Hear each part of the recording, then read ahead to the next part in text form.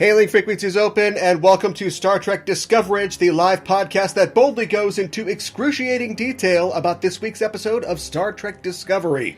I'm your host, Aaron Coker, aka Caliban, and that's no moon, it's a cryo ship. Joining me on the show as usual is my co-host. She's also the co-host of the Generations Geek podcast, a more or less family-friendly celebration of geekdom. It's Ella Pearson. Ella, welcome back to Discoverage.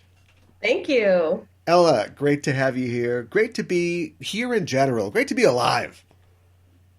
I'll tell you what, it sure is. And I'll tell you something else, is that last week I said that my neighbor kept setting the fire alarm off. That's right. And this week he moved out. Oh, good. Okay. So that was a prelude we're feeling to a change of, a life for him. So, okay, good deal.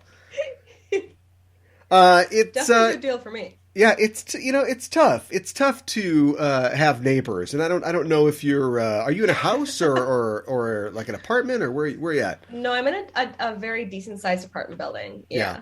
Okay. Yeah, it's hard to have apartment. What do you call them? Neighbors, I suppose. But just it's not like having a neighborhood and Mr. Rogers is there and everybody's having a good time. I find that people in apartments tend to not really want to know too much about the people that they're living next to, which is weird because you live very close to them and you live in a big building too, and you're kind of all in it together. All together. I do miss, last year I lived in like a fourplex. There were 4 units, and I missed that. Yeah. Were you friendly with the other people in the building? I was friendly with the other women that lived in the building. Okay. Makes sense. The first floor, both units were all guys. And then the top floor was me and my friends. And then across the hall from us was just like 6 queer women living their best lives. So we were friendly with them. I didn't really speak to the men downstairs. Yeah. Well, that sounds good. It worked out well. Yeah. It can really be variable, though. Sometimes I've lived in places where, my next door neighbor's like, oh, I'm making brownies. Come on in, have some brownies. Oh, this is great. And then I've lived in situations like yours with I smell smoke coming from the other apartment. Why are we setting fires so frequently? Here we are on the sidewalk again. Yeah. Again, the fire department again, but now he's moved out. Hopefully he won't need to set fires wherever he's living now. And I won't need to turn my Alexa guard on when I leave my apartment. He's some other firehouse's problem now. Exactly. The Dinkytown firehouse, I heard. So they have nothing. They just got their plate is already so full. Yeah. They just got something else. Well, let's talk about Star Trek Discovery. We've just seen the 3rd episode of the 4th season of Star Trek Discovery, an episode called Choose to Live, and we're here to talk all about it. But first, as always, a warning, we are setting course for the spoiler zone, listeners, so be warned. We're glad you decided to join us, but if you haven't seen the episode, spoilers are incoming.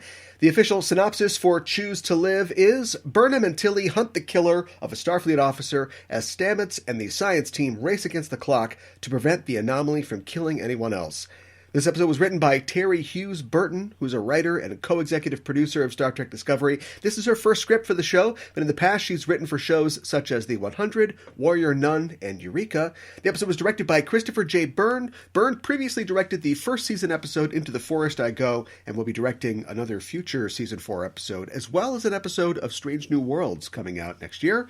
The episode has no star date, but the date, of course, is still 3190. And no real facts about this episode. This one is hot and fresh out of the oven, so we're going to dive right into it. What do you think about Choose to Live? I liked it. I enjoyed myself. I could have some nitpicks, but overall I thought it was a good, example of, sometimes I think, at least I miss, the kind of episodic television that we get with the other Star Trek series, where it's like they had 24 episodes, they can spend an episode doing whatever they want. Yeah. This seemed like a good compromise between we have to get to the point kind of quickly, but also we're going to have a fun little, not quite a heist. We're going to have a fun little fugitive hunt. Yeah. We're going to put Gray in a new body. Yeah, that's a good point about the sort of different storytelling that they use in the modern shows now. I had trouble interfacing with this one, mostly because it was so scene to scene, and it felt like there's some episodes where we slow down and we're doing like one specific kind of plot, and there's other ones where we cover more stuff, and it felt like they just had a bunch of things they had to either move forward or wrap up. Ostensibly because there's something else. There's some other story node that they're approaching, in the future. But having to bounce back and forth between all the things was a little disorienting for me. And I did like that we finally got a resolution to getting a body, for Gray, and having him finally, be able to share space with Adira. But I packed into the back end of this episode, like you said, about like a hunt for a murderer and like a chase. It felt like that could have been its own thing, or at least taken more center stage. Yeah, I definitely I think that it got somewhere the episode got rushed. However, I do think that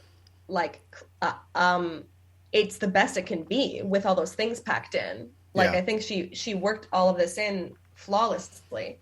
But there was a lot going on. Yeah, it was 55 minutes long. It was a packed episode. Yeah.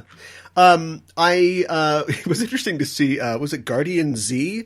It sounds like an anime, but the guy who kind of Skyped in to help out with this transfer. I was kind of wondering, they didn't end up doing this, but I was wondering if they were going to use like one of the Vulcans for this process, because we've established in Picard. Interesting.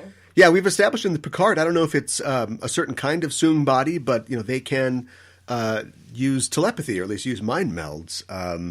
The Golden Soji, whose character's name I can't remember right now, but was able to do that. So, but they got the mind transferred.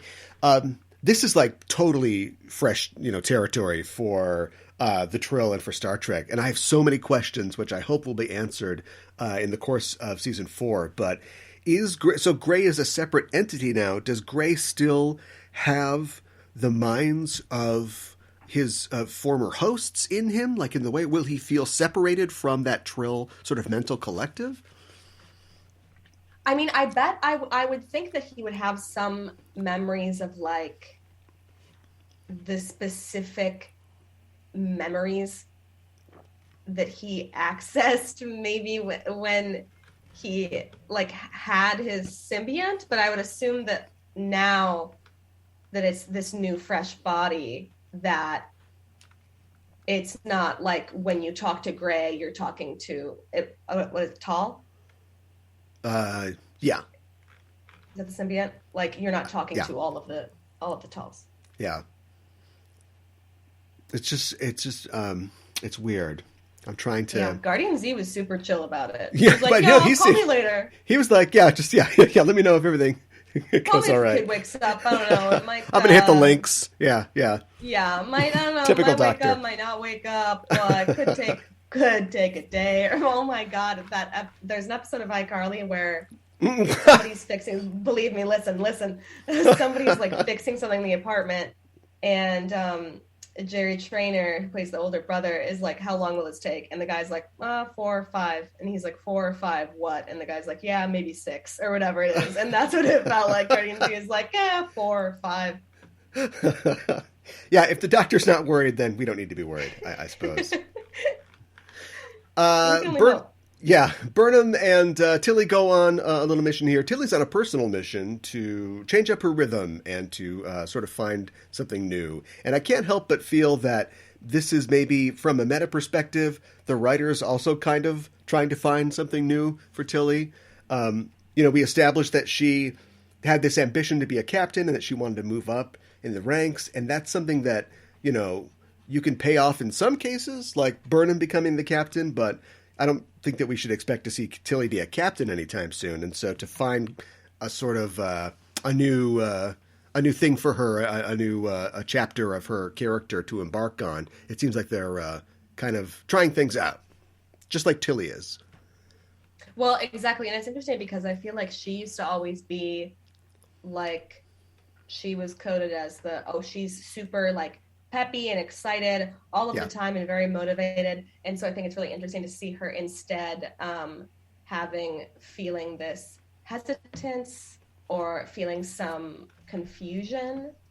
And I think it's interesting to see her like trying all of this new stuff. That has to happen for somebody who's in Starfleet. You know, the idea that, like, I get to go to the stars. I get to see aliens, and I get to, you know, fly at warp speed places. And, like, the first couple months after you've done it, it's like, yeah, I got a job. I have to, you know, swab the deck or whatever it is. It must, at some point, lose a little bit of its luster. So maybe she's got that going on. Also, I think there's a thing, too, with people or characters who are prodigies, you know, and who are told that we expect great things from them. Once they begin doing something and they meet other people who are also amazing and smart, you know, suddenly you lose that motivation of, well, I'm going to do anything. I'm a special, you know, chosen one. And you start to think like, well, what does that mean? Like, what am I going to do with myself? And it's interesting. It's like you get sometimes on other Trek shows characters that are like, maybe I want to get a promotion, or maybe I'm getting kind of tired of what I do. But I like that aspect of her character, and I hope that they continue to explore that in interesting ways. Yeah, I mean, it seems like they will. It seems like this is going to be like quite the subplot.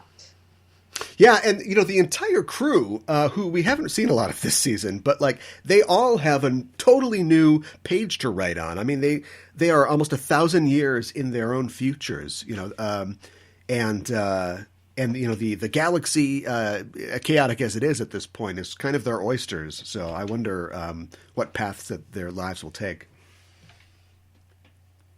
Yeah, I mean, it's also, I was thinking today as we were watching this episode, I was like, it's very applicable to, I think, everyone's current situation post/during the pandemic. It's like, oh, these all of a sudden like years go by, right? And then you're like, what am I doing? Where are we? What direction are we going? Yeah. Yeah, I have 12 balled up calendar pages on my floor and nothing to show for it. Yeah, yeah, exactly. I'm like, suddenly I have this bucket full of things I crocheted. I don't know where they came from. I don't know how I did it. Yeah.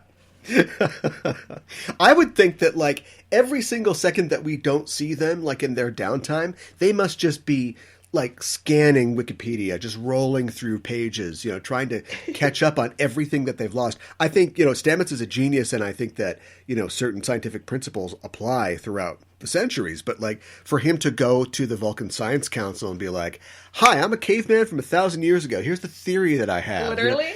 You know, he must have to like, you know, give me a basic physics text. I want to make sure everything's the same still. Or like Burnham, like she must be going through, okay, the Treaty of like 2582. Okay, you know, she didn't want to like go to like a negotiation and be like, oh shoot, I forgot about that one thing that happened a while ago because I wasn't alive when it happened.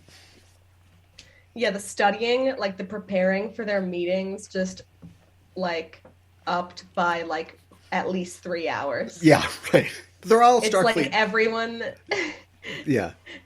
Everyone has one of those, like, you know, in Captain America 2, when he's, like, writing. He has a little notebook with him all the time, and he writes down everything people say that he missed. Yeah. Everyone's like, okay, sure, the treaty, yep, okay. Everyone's notes app is full. Yeah, certainly. Yeah. Yeah. But they're all Starfleet geniuses, and of course, their interface in the future is very. You can speedily learn and read things, I'm sure. Or they maybe they have, like, their beds talk to them at night, and they sleep learn.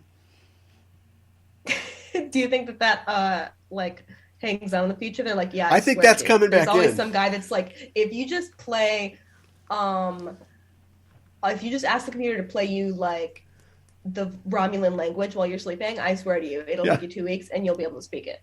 Sleep learning is coming back. That thing that you see in the mad scientist's lab where the two wires and the lightning bolt goes up between the two wires, like that's coming back. And then, of course, I don't know if they've done it yet, but they have to stick in that classic prop where it's the two laser beams that shoot. You know, it was in all those like TNG episodes, and I think they snuck it into some DS9 episodes too. All those things are coming back in the future. It's all cyclical. Well, exactly, and it's necessary. Maybe if we're lucky, maybe we'll see a television. Yeah. What if TV Imagine came back? that. Yeah. Big, like, tube TVs come back. Oh, this is the old thing we're trying again. Yeah. Like, oh, we just wanted to see. Well, they brought ninjas back. I know that. We got ninjas in this episode. Romulan thank God. ninjas. Yeah, and thank God. The Kuat Malat are in this episode. And, of course, Gabrielle returns to lead Tilly and Burnham into this mission about this Kuat Malat sister who, like all Kuat Malat, is following what they think is a lost cause. And it turns out to be something a little different than everybody thought it was. It's so funny when she shows up on screen because it's as if she's my long lost mother. I'm like, Mom, every time. I'm like, is that is that Mom? She's back. Yeah, I liked how she and Burnham were kind of sus with each other. Yeah. Yeah, I still don't know where we're at on that. Like the last time. So I can't remember the title of the episode, but it was the trial episode is the last time we saw her, right? And it seemed like... I think so. They're in an interesting position because... And it's good writing, I think, where, you know, it's a long-lost mother. You expect them to run into each other's arms, but instead she's, you know, future Iron Man, and she can't be with... You know, she's protecting her, but she can't be with her. And then later it's... Oh, you're going to be, you know, kind of on the opposite side of this trial, so that kind of sets us apart.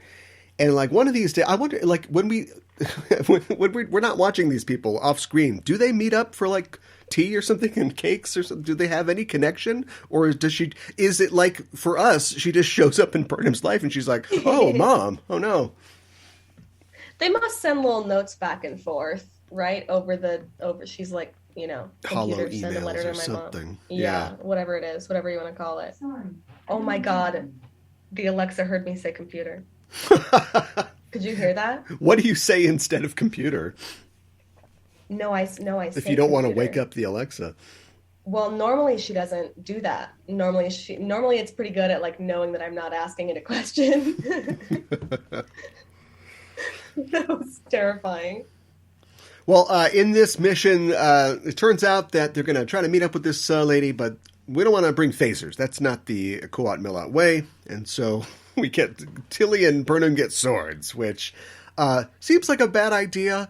Everything works out, I guess, except for the other girl that was with them, who I don't remember her name or if she had one, but she gets killed. But I would think that I feel like we've heard in the past that there's some Starfleet training involves like swords or ancient weaponry, right? You don't want to be caught in a Q scenario where they give you an axe or something and you're totally helpless because you don't know how to use an axe. I was thinking about that during this episode. I was like, I bet that those courses are sick. I bet they get to take like every class or like, okay, here's like today we're doing swords 101. Right. And next week it's archery or whatever. And I bet it's like the funniest thing. Yeah. Right.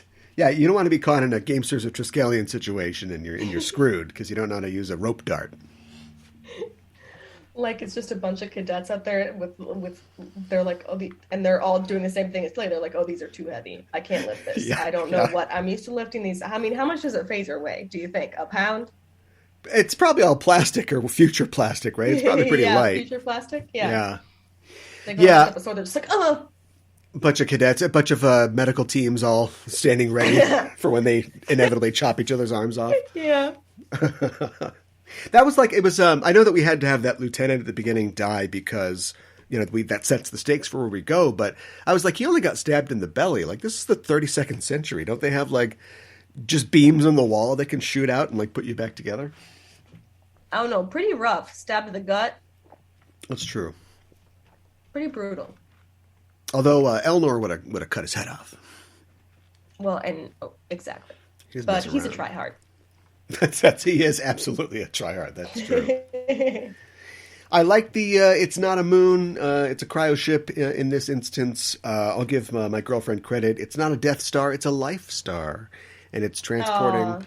It's transporting all these aliens to a new planet in kind of the world is hollow and I touch the sky kind of way. It's a cool idea.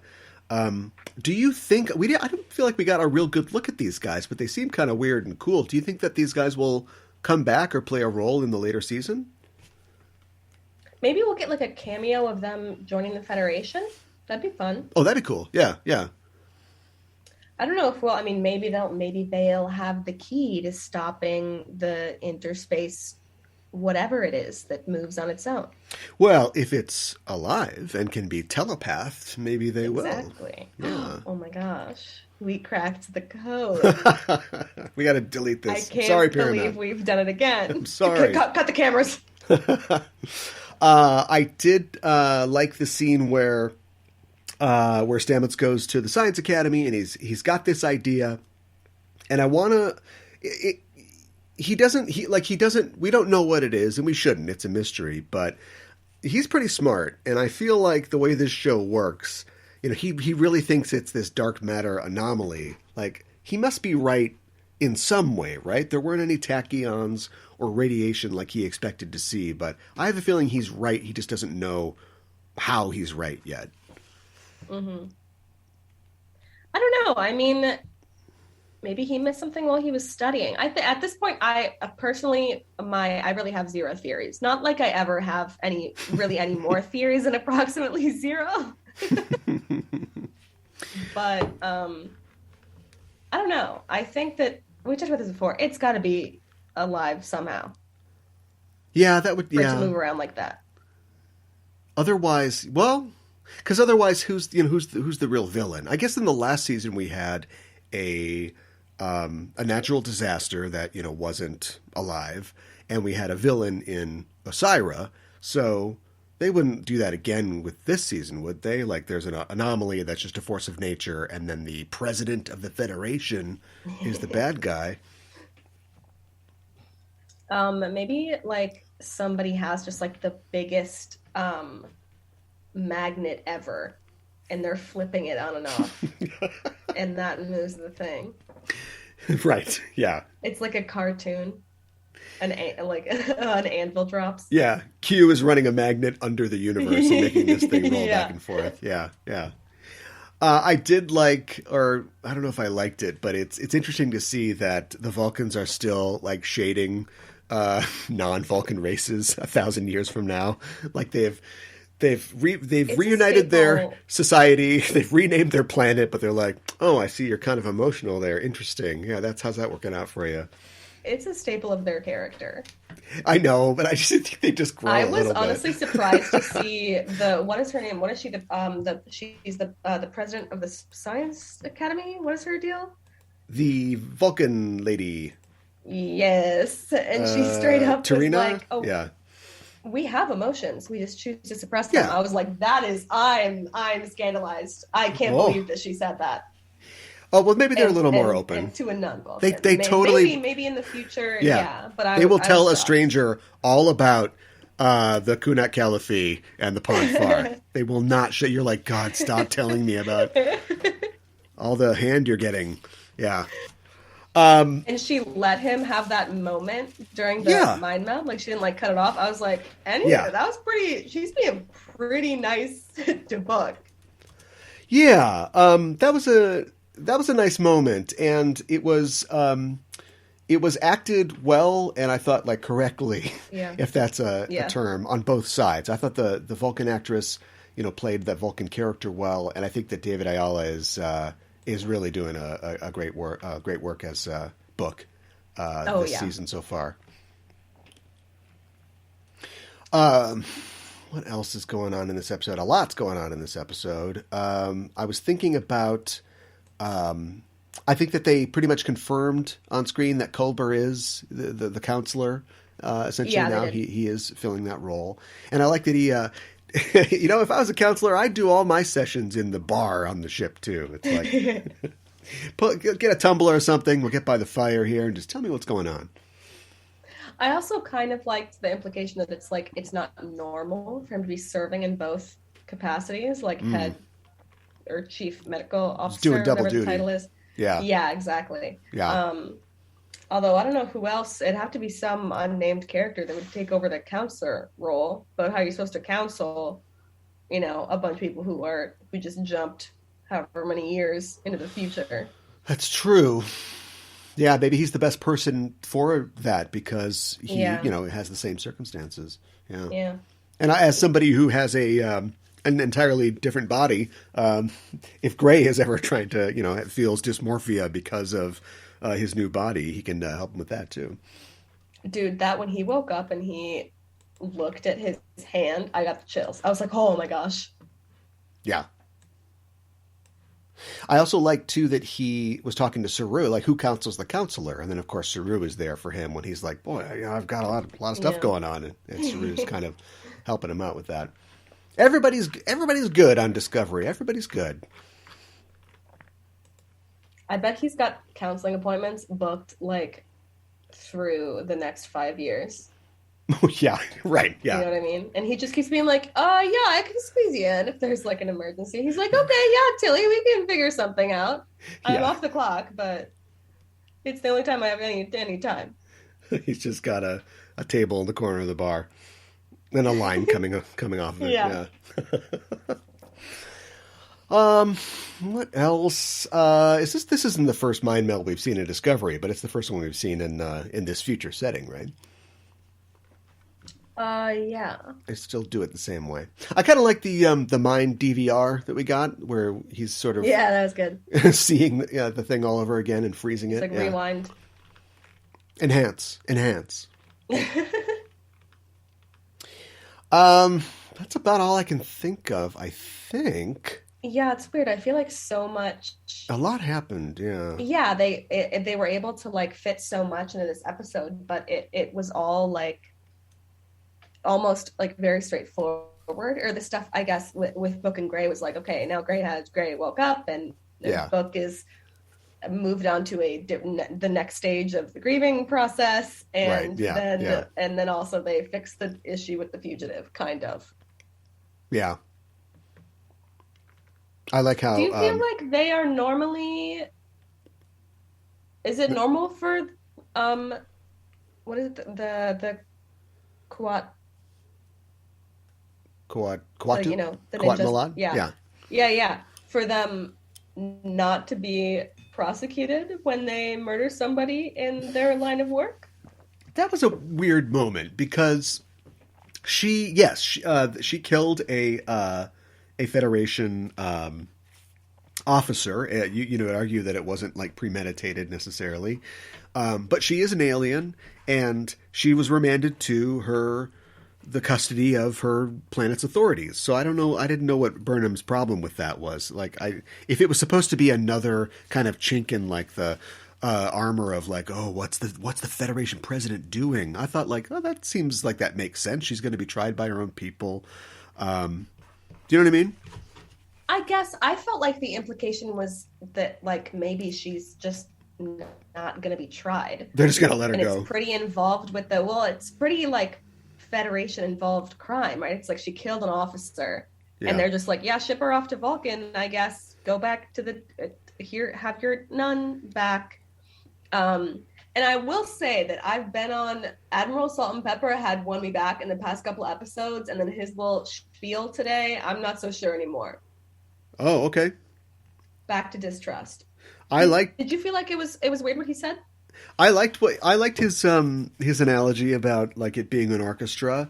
I think that I think that it's what he said kind of sits at the heart of not what the problem is, but I think what the conflict is between what Trek has been in the past and what we want it to be, like ideally, and maybe in the fandom as well, because I agree with what he's saying. I think that if we are an orchestra, the idea is to play the best that you can and please the audience, but that's maybe the metaphor is going too far.